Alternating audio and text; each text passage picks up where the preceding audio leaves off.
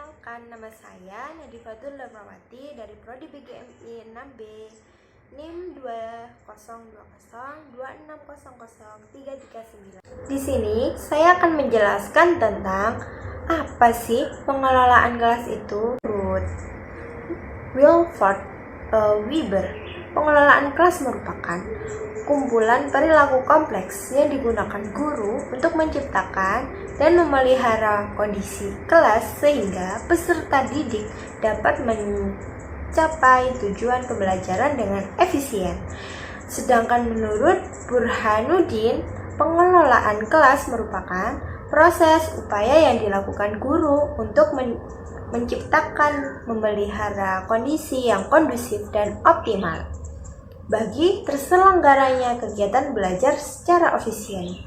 Nah, dari sini dapat disimpulkan bahwa pengelolaan kelas adalah upaya yang dilakukan oleh guru atau tenaga pengajar, meliputi perencanaan, pengaturan, dan mengoptimalkan sebagai sumber bahan serta sarana pembelajaran yang ada di kelas, guna untuk menciptakan kegiatan pembelajaran yang efektif, berkualitas, serta efisien dan kondusif.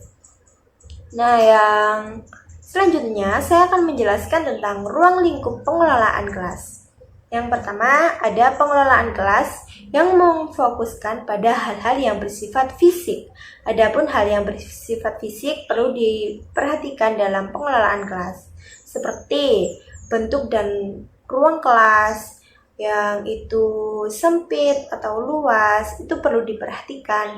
Dan yang kedua ada jumlah kelompok dalam peserta didik. Nah, jumlah kelompok ini perlu diperhatikan. Kalau kelasnya besar, jumlah kelompoknya juga harus besar. Kalau kecil tapi dimasuki jumlah kelompok yang besar, maka itu tidak memungkinkan. Nah, selanjutnya ada pengelolaan kelas yang memfokuskan pada hal-hal yang bersifat non-fisik. Di antaranya adanya interaksi peserta didik dengan peserta didik lainnya, antara teman sebayanya. Nah, yang selanjutnya ada peserta didik dengan guru. Interaksi itu penting bagi peserta didik dan guru. Yang ketiga ada lingkungan kelas maupun kondisi kelas menjelang, selama, dan akhir pembelajaran. Jadi proses pembelajaran dalam kelas juga diperhatikan. Nah, yang selanjutnya saya akan menjelaskan tentang fungsi pengelolaan kelas. Nah, pengelolaan kelas berfungsi untuk membuat perubahan-perubahan dalam kelas, sehingga peserta didik dapat bekerja sama dan mengembangkan kontrol diri. Dia bisa beradaptasi dengan baik di kelas. Peserta didik harus mampu mengembangkan sikap aktif, khususnya dalam belajar. Pengelolaan kelas ini sangat erat kaitannya dengan pengaturan kelas untuk keberhasilan proses pembelajaran. Dengan demikian, salah satu tugas guru adalah menciptakan suasana yang menimbulkan gairah belajar menjadi lebih efisien, meningkatkan proses belajar peserta didik, meningkatkan mutu dan kualitas pembelajaran, serta memberikan bimbingan, konseling pada peserta didik atau pendekatan.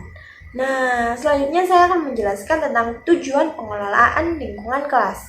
Secara umum, tujuan pengelolaan kelas adalah penyediaan fasilitas bagi bermacam-macam kegiatan belajar dalam lingkungan sosial, emosional, dan intelektual dalam kelas. Menurut Mudasir, tujuan manajemen kelas atau pengelolaan kelas adalah yang pertama, mewujudkan situasi dan kondisi kelas, baik sebagaimana lingkungan belajar maupun sebagai kelompok belajar. Yang kedua, ada menghilangkan berbagai hambatan belajar yang menghalangi terwujudnya kegiatan belajar. Jadi hambatan ini harus diatasi oleh tenaga pengajar. Nah, yang ketiga ada menyediakan dan mengatur fasilitas serta perabot belajar yang mendukung dan memungkinkan siswa belajar sesuai dengan lingkungan sosial. emosional, intelektual dalam siswa di kelas, dan membina serta membimbing sesuai dengan latar belakang sosial, ekonomi, dan budaya serta sifat individual. Jadi, adanya fasilitas di sekolah seperti adanya sekolah itu penting